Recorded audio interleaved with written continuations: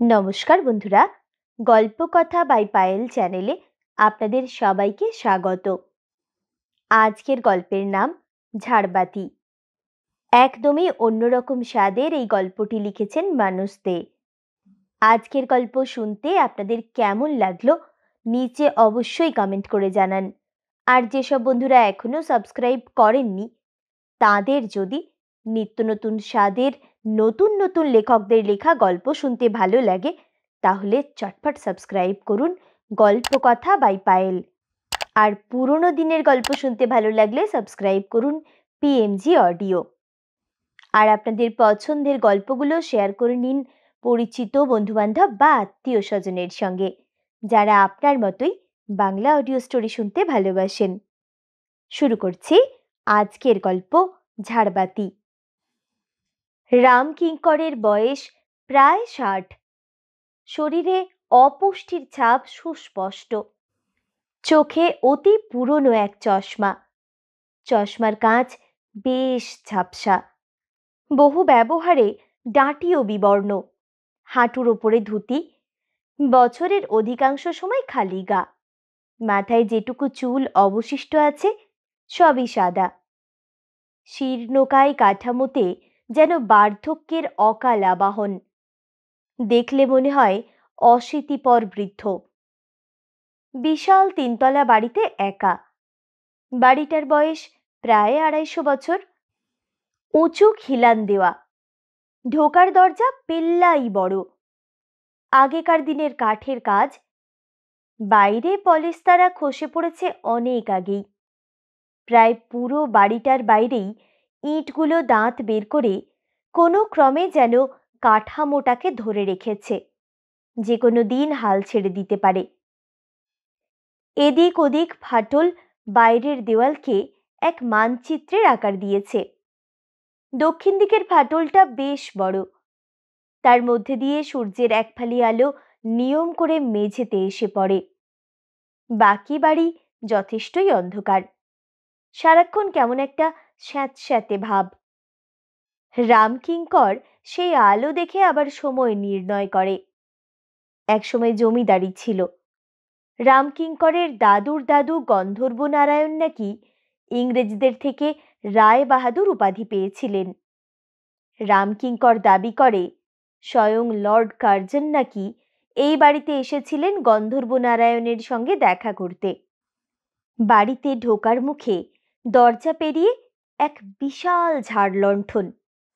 যদিও তাতে প্রিজম বা ক্রিস্টাল খুব একটা বেশি অবশিষ্ট নেই, তবুও যেন অনেক ইতিহাসের সাক্ষী। শরিকি বাড়িতে কেউ আর নেই এখন, স্রেফ রামকিঙ্কর ছাড়া। যে যার নিজের মতো করে কালের প্রবাহে বয়ে গেছে এদিক ওদিক। স্রেফ বাড়িটার সঙ্গে রয়ে গেছে রামকিঙ্কর। এক ছেলে, সেও থাকে আসানসোলে। সেখানে ছোটখাটো কি একটা চাকরি করে। বাবার সঙ্গে খুব একটা বনিবনা হতো না। বিয়ের আগে যাও বা বাড়ি আসতো, বিয়ের পর একদমই না। রামকিঙ্করের উৎপাতে বউও ছেলের কাছে গিয়ে থাকে। পাড়ার লোক জিজ্ঞেস করলে বলে, বাবু তো খুব বড় চাকরি করে, এখানে এলে কি তার চলবে? খুব ব্যস্ত। আমাকে তো কত করে বলে ওর ওখানে গিয়ে থাকতে। আমি ওই জেলখানার মধ্যে থাকতে পারবো না বলে যাই না। পাড়ার লোকেও জানে এসব রামকিঙ্করের মন গড়া কথা। রামকিঙ্করের যত দম্ভ তার কৌলিন্য নিয়ে। বাড়ির বাইরে সিমেন্টের এক বসার জায়গায় সারা দিন বসে থাকে, আর রাস্তা দিয়ে যে যায় তাকে ধরে হয় জ্ঞান দিতে থাকে, না হয় তার পরিবারের ঐতিহ্য শোনাতে থাকে। গর্ব করে বলে বাড়ির ঝাড় লণ্ঠনের কথা। আর কারো বাড়িতে নেই এত বড় আর এত পুরনো ঝাড় লণ্ঠন। যখন সে তার ঐতিহ্যের কথা শোনাতে থাকে, গর্বে যেন তার বুকটা ফুলে ওঠে। অপরদিকের ব্যক্তিকে তাচ্ছিল্যের ভঙ্গিতে বলে, বনে দিয়া না রক্তে থাকে, পয়সায় নয়। সবাই তাকে এড়িয়ে যেতে চায়। কেউ কেউ তাকে আবার ছিটিয়ালো বলে। পাড়ার কিছু ছেলে ছোকরা বলে, দাদু, তোমার ওই ঝাড় লণ্ঠনটা নাকি কলকাতা মিউজিয়াম নিতে চেয়েছিল প্রচুর দাম দিয়ে।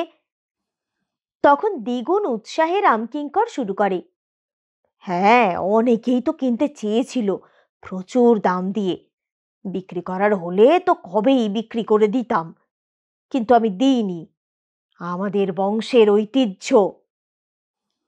জমিদারির যা কিছু অবশিষ্ট ছিল সব বেচে দিয়ে সব শরিকদের মধ্যে ভাগাভাগি হয়ে গিয়েছিল।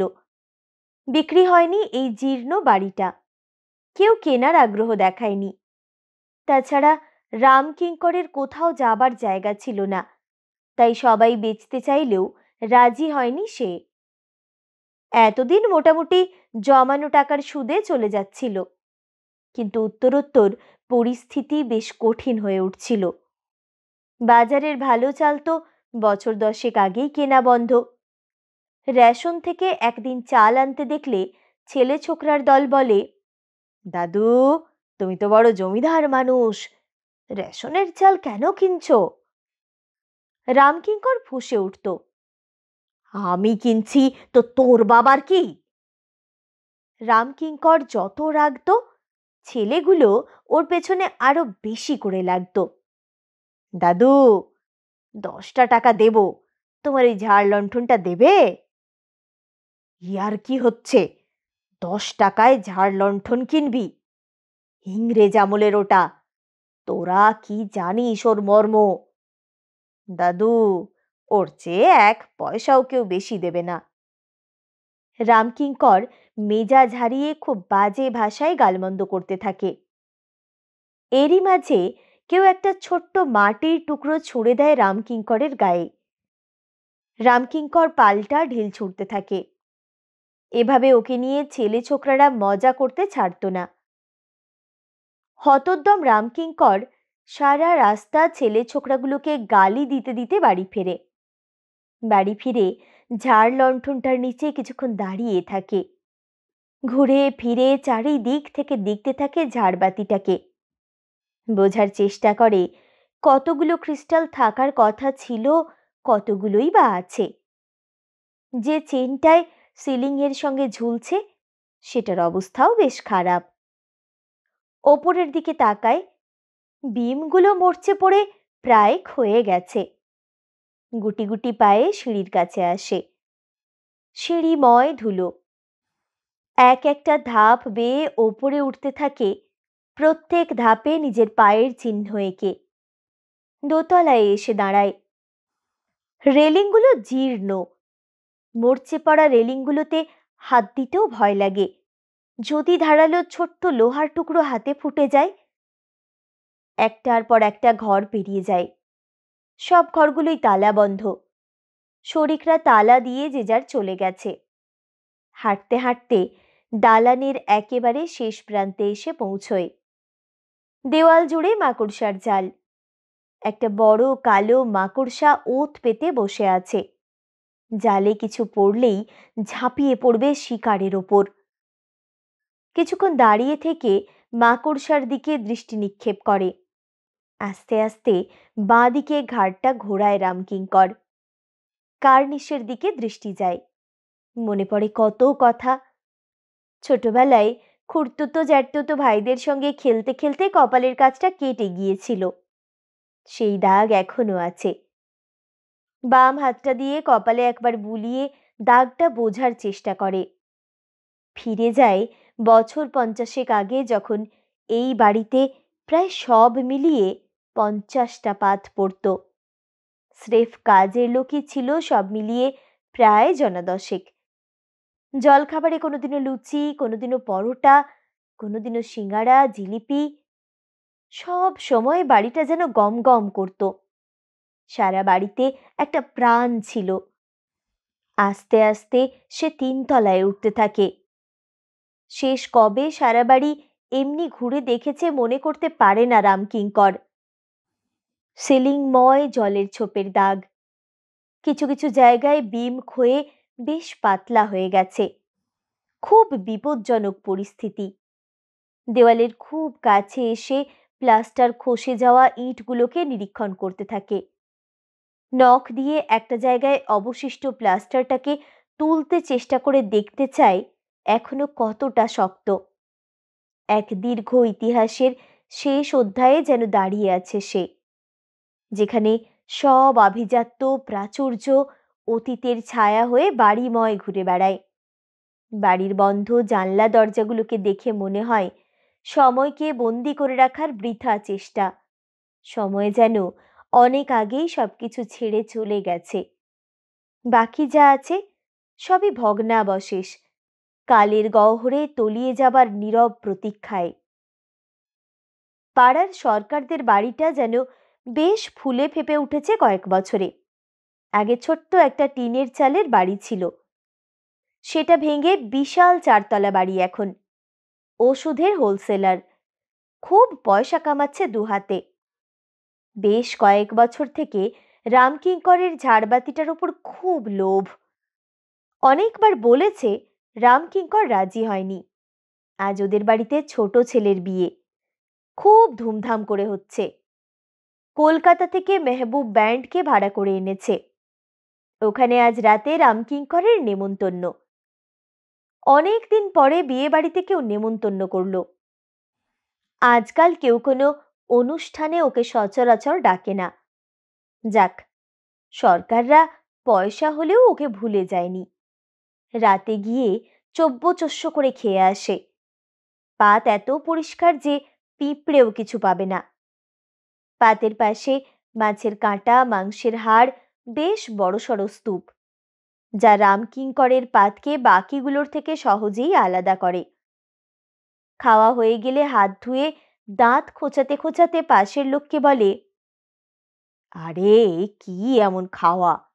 আমার কাকার বিয়েতে এলাহাবাদ থেকে নহবত এসেছিল, কলকাতা থেকে 10 জন হালুই কর, ভিয়েন বসাতে ভীমনাগের দোকান থেকে লোক এসেছিল।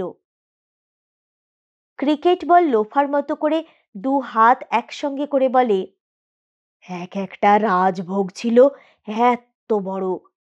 পুকুর থেকে মাছ ধরা হয়েছিল, এক একটা মাছ ছিল 30 কেজির মতো। সেই মাছ দুজনে বয়ে নিয়ে যেত। সব মিলিয়ে 1000 তিনেক লোক খেয়েছিল। পাশের লোকজন যে যার মতো চলে যায়। রামকিঙ্কর বলতেই থাকে, এখন এসব বললে কেউ বিশ্বাস করবে না। আরে জমিদার বাড়ির বিয়ে বলে কথা। রামকিঙ্করের জমানো 2 লাখ টাকার সুদে পেট চালানো দায় হয়ে পড়ে। উত্তরোত্তর জিনিসের বর্ধিত দাম, তার সঙ্গে পাল্লা দিয়ে কম সুদ। রামকিঙ্কর এবার একটা কাজের চেষ্টা করে, জীবনে প্রথমবার। কখনো ভাবেনি এই দিন আসবে। ভাবে সরকারকে গিয়ে বলে দেখবে যদি ওদের দোকানে খাতা টাতা লেখার কিছু কাজ থাকে। সরকার, শোন না, তোর সাথে কথা আছে। হ্যাঁ বলো জ্যাঠা। বলছিলাম কি, ওই আর কি। আরে কি ওই, না বললে বুঝবো কি করে? হ্যাঁ, ডাক্তার বলল একটু কাজ টাজ করতে, তাতে নাকি শরীর ও মন দুটোই ভালো থাকবে। তাই আর কি, যদি তোর দোকানে কিছু কাজ টাজ থাকে। জ্যাঠা, তুমি এই বয়সে কি কাজ করবে বলো? তোমার মতো বয়সে লোকে তো রিটায়ার করে, তোমার তো এখন পায়ের ওপর পা তুলে খাওয়ার টাইম। তবুও যদি কিছু থাকে দেখ না। জ্যাঠা, আমার দোকানে এখন কোনো কাজের লোক লাগবে না। রামকিঙ্কর বেশ হতাশ মনে বাড়ি ফিরে আসে। একবেলা দুমুঠো চাল, আরেক বেলা মুড়ি আর জল খেয়ে কোনো রকমে দিন চলে। মাঝে মাঝে সরকার বাড়ির বড় ছেলে সুবীর আজকাল প্রায় আসে রামকিঙ্করের বাড়িতে এটা সেটা নিয়ে।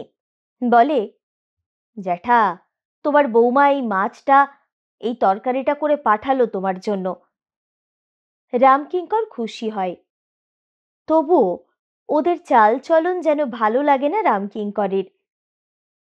সরকারদের নতুন কেনা বড় গাড়িটা যখন মাঝে মাঝে ওর মুখের কাছে এক গাদা ধোঁয়া ছেড়ে চলে যায়, অসহ্য লাগে রামকিঙ্করের। মনে মনে ভাবে, খুব পয়সা হয়েছে না? আরে আমার দাদুর ঘোড়া ছিল, সেই ঘোড়ায় করে আদায়ে যেত।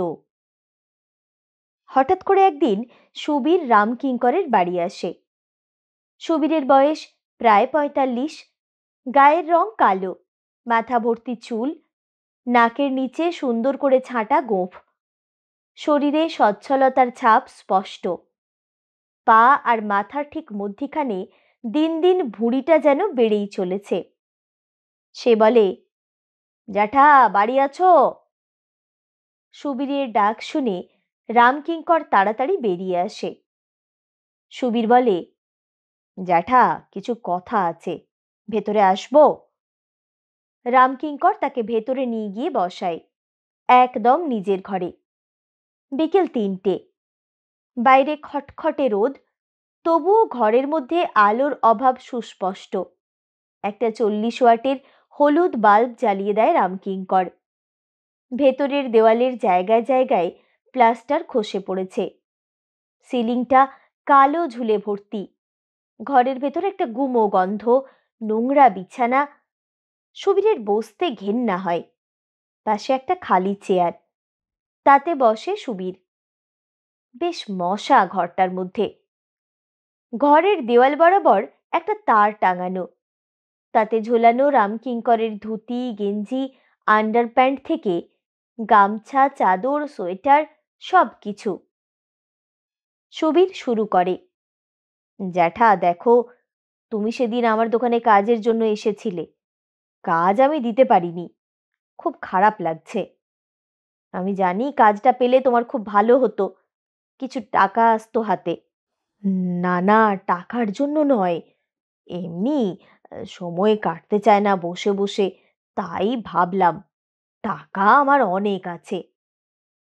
জ্যাঠা আমি জানি টাকার তোমার দরকার নেই, তবুও বলছিলাম কি যে ওই ঝাড়বাতিটা অনেক পুরনো হয়ে গেছে, ক্রিস্টালগুলো অনেক ঝরে গেছে, তাছাড়া যে বিম থেকে ঝুলছে সেটাও অনেক ক্ষয়ে গেছে। কি জানি কোন দিন কি হয়ে যায়।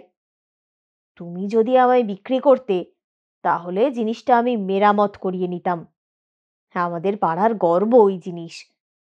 আমি চাই না অন্য কেউ এসে ওটা নিয়ে যাক। পাড়ার জিনিস পাড়াতেই থাকতো।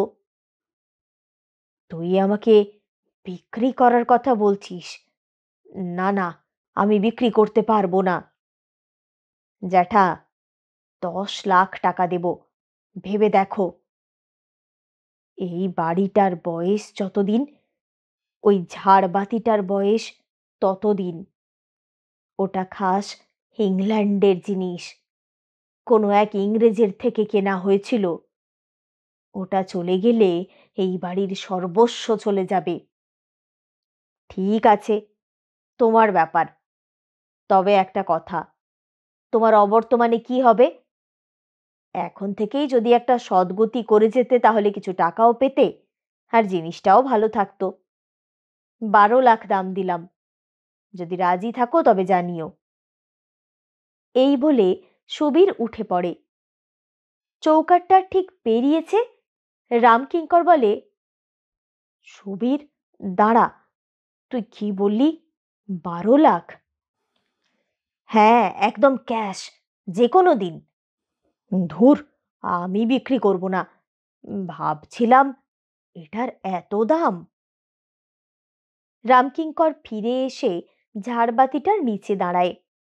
ওপরের দিকে বেশ ঝুল হয়ে গেছে, কতদিন পরিষ্কার করা হয়নি। এই বাড়ির শেষ গর্ব হলো এই সুবিশাল ঝাড়বাতি। এতদিন, এতগুলো বছর ধরে বংশের সব লোকের মাথার উপর ঝুলে থেকেছে। কত লোকের মুখে কত প্রশংসা শুনেছে রামকিঙ্কর। রাতে ঠিক করে ঘুমোতে পারে না। এতগুলো টাকা, ওর বাকি জীবনটা হেসে খেলে চলে যাবে। কিন্তু পাড়ার সবাই জানবে রামকিঙ্কর এতই গরিব হয়ে গেছে যে বংশের আভিজাত্যটাই বিক্রি করে দিচ্ছে। না না না, সে জমিদার বংশের, ইংরেজদের থেকে রায় বাহাদুর উপাধি পাওয়া বংশের লোক। দুমুঠো ভাতের জন্য সেই গর্বটা বিক্রি করে দেবে? রাতে ঘুম আসে না, খুব খিদে পায় রামকিঙ্করের। শুকনো মুড়ি ছাড়া আর কিছুই নেই। মাথাটা ধরে আসে, জল খেয়ে আবার শুয়ে পড়ে। পরের দিন সকালবেলায় সরকারদের বাড়িতে যায়। রামকিঙ্করকে দেখে সুবীর ঘরে নিয়ে গিয়ে বসায়। পুরো প্লেট ভর্তি করে নানা রকম মিষ্টি আসে রামকিঙ্করের জন্য। একটা একটা করে পুরো প্লেটটাই খালি করে দেয় রামকিঙ্কর। তারপর বলে, সুবীর, আমি ভাবলাম তোর কাছেই ঝাড়বাতিটা থাকবে ভালো, তুই এটার যোগ্য। তবে আমি টাকার জন্য কিন্তু বিক্রি করছি না। আমি চলে গেলে ঝাড়বাতিটা হয়তো 12 ভূতে লুটে পুটে খাবে। তার চেয়ে তোর বাড়িতেই না হয় থাক। কয়েকদিন পর দুটো লোক নিয়ে সুবীর রামকিঙ্করের বাড়িতে আসে। রামকিঙ্করের হাতে 12 লাখ টাকা তুলে দিয়ে লোক দুটোকে বলে ঝাড়বাতিটা খুলতে। ধীরে ধীরে ঝাড়বাতিটা খোলা হয়। রামকিঙ্কর দাঁড়িয়ে থাকে। লোক দুটো ওটাকে নিয়ে গিয়ে বাইরে ভ্যানে তোলে। রামকিঙ্কর দাঁড়িয়ে থাকে। সিলিংটা এখন শূন্য। পাশ থেকে একটা মাকড়সা ধীরে ধীরে ওখানে আসে। রামকিঙ্কর দাঁড়িয়ে থাকে। মাকড়সাটা জাল বুনতে শুরু করে। রামকিঙ্কর দাঁড়িয়ে থাকে। দৃষ্টিতে এখন তার শুধুই শূন্যতা।